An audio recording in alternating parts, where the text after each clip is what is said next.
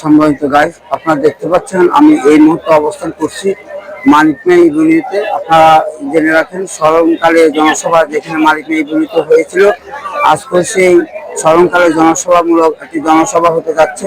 আপনারা মনিটরের দিকে তাকালে দেখতে পারবেন যে ডক্টর ইউনূস সাহেব আজকে যে জুলাইয়ের সনদ, সেই সনদে ঘোষণা করছেন। আমি এই মুহূর্তে দাঁড়িয়ে আছি জাতীয় সংসদ ভবনের।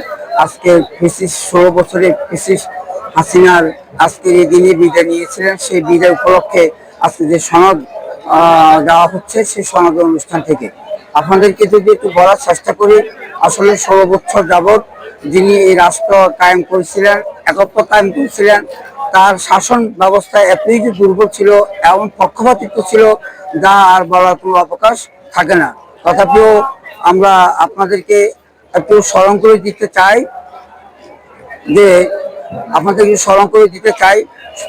16 থেকে 17 বছর যাবৎ যিনি এই বাংলা সীমাহীন রাঘব সৃষ্টি করে শাসন করেছেন, তার এই দুঃশাসনে বাংলার সর্বস্তরের মানুষ অধিষ্ঠ হয়ে আজকের এই দিনে, গত বছর 2024 সালের আজকের এই দিনে তারা তাদের কাঙ্ক্ষিত বিজয় ছিনিয়ে নিয়েছিলেন।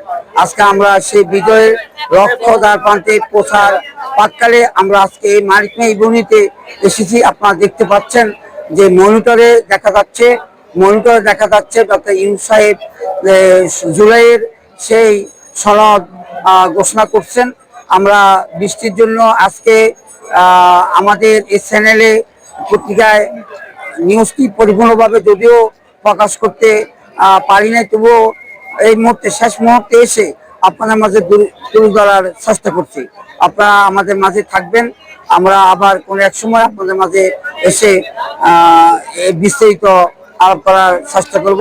বসন্ত বাংলা টিভি এবং দৈনিক বাংলাদেশ সমস্যা পত্রিকার পক্ষ থেকে আমি জসিমউদ্দিন চৌধুরী, মানিক মিয়া ইউনিয়ন সংসদ গ্যালারি, ঢাকা।